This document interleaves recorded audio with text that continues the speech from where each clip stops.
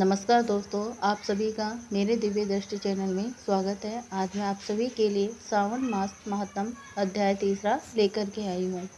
सावन माह में की जाने वाली भगवान शिव की लक्ष्य पूजा का वर्णन। संत कुमार बोले, हे भगवान, आपने सावन मासों का संक्षिप्त वर्णन किया है। हे स्वामिनी, इससे हमारी तृप्ति नहीं हो रही है, अतः आप कृपा करके विस्तार से वर्णन करें, जिससे सुनकर सुरेश्वर मैं कृत हो जाऊँगा।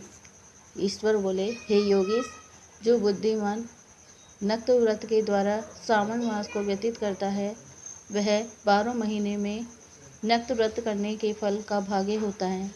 नक्त व्रत में दिन की समाप्ति के पूर्व सन्यासी के लिए एवं रात्रि में गृहस्थी के लिए भोजन का विधान है। उसमें सूर्यास्त के बाद की 3 घड़ियों को छोड़कर नक्त भोजन का समय होता है। सूर्य के अस्त होने के पश्चात 3 घड़ी संध्या काल होता है।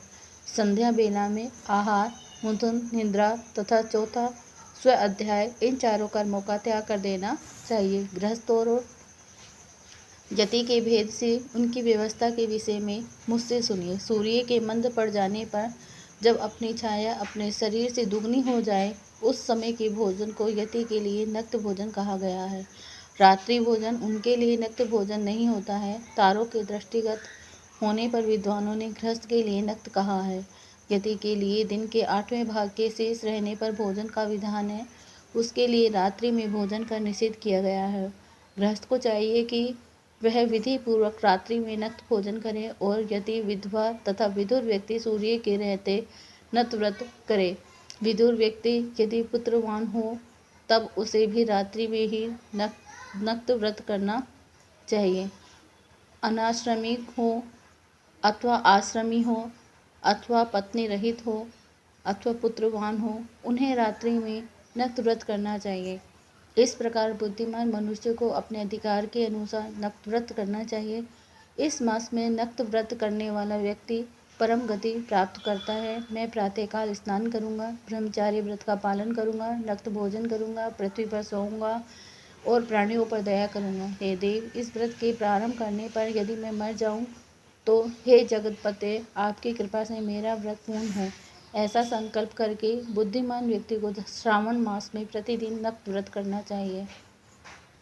इस प्रकार नक्त व्रत करने वाला मुझे अत्यंत प्रिय होता है। ब्राह्मण के द्वारा अथवा स्वयं ही अतिरुद्र, महारुद्र अथवा रुद्र मंत्र से महीने भर प्रतिदिन अभिषेक करना चाहिए।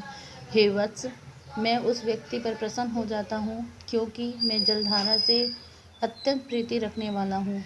अथवा रुद्र मंत्र के द्वारा मेरे लिए अत्यंत प्रीतिकर होम प्रतिदिन करना चाहिए।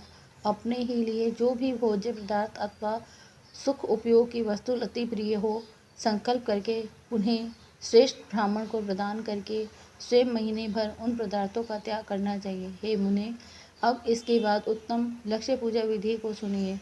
लक्ष्मी चाहने वाले अथवा शांति की इच्छा वाले मनुष्य को लक्ष्य बेल पत्रों तथा लक्ष्य दुर्वा दलों से शिव की पूजा करनी चाहिए। आयु की कामना करने वालों को चंपक के लक्ष्य पुष्पों तथा विद्या चाहने वाले व्यक्ति को मल्लिका या चमेली के लक्ष्य पुष्पों से श्रीहरि की पूजा करनी चाहिए। शिव तथा विष्णु की प्रसन्नता तुलसी के दलों से सिद्ध होते हैं। पुत्र की कामना करने वाले को कटहरी के दलों में से शिव तथा विष्णु का पूजन करना चाहिए।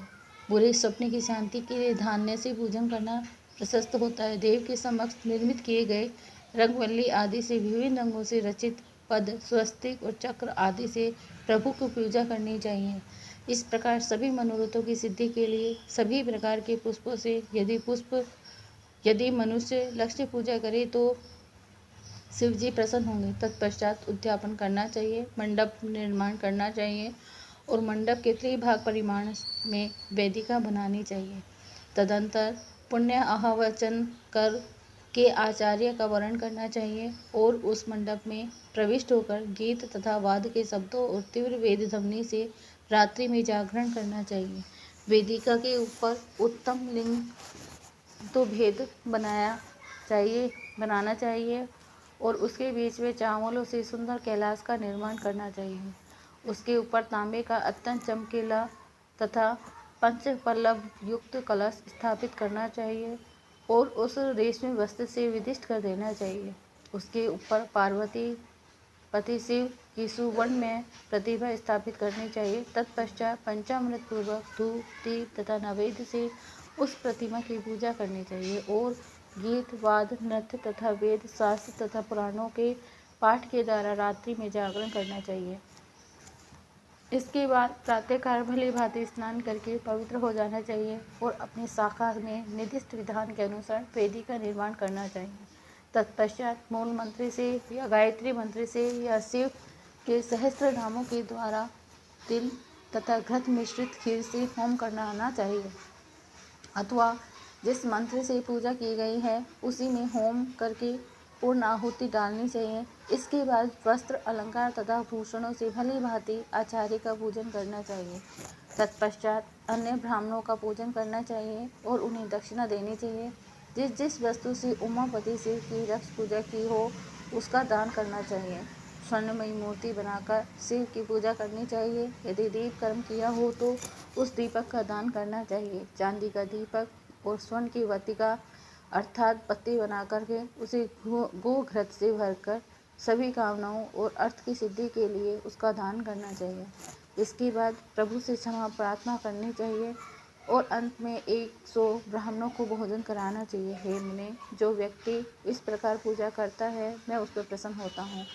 उसमें भी जो सावन मास में पूजा करता है उसका अत्यंत फल मिलता है। यदि अपने लिए अत्यंत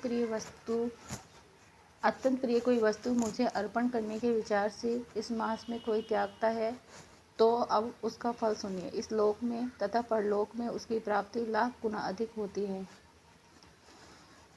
सकाम करने से अभिलक्षित सिद्धि होती है और निष्काम करने से परम गति मिलती है। इस मास में रुद्र अभिषेक करने वाला मनुष्य उसके पाठ की अक्षर संख्या से एक एक अक्षर के लिए करोड़ करोड़ वर्षों तक रुद्रलोक में प्रतिष्ठा प्राप्त करता है। पंचामृत का अभिषेक करने से मनुष्य अमर तत्व प्राप्त करता है।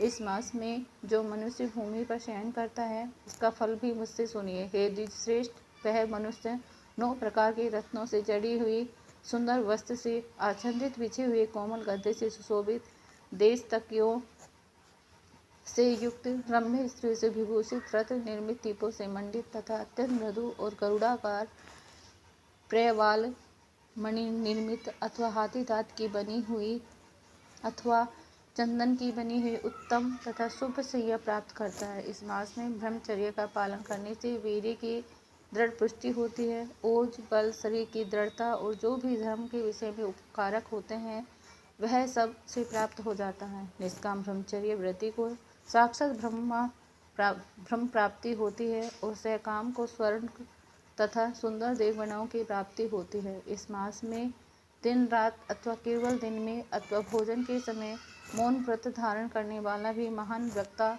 हो जाता है।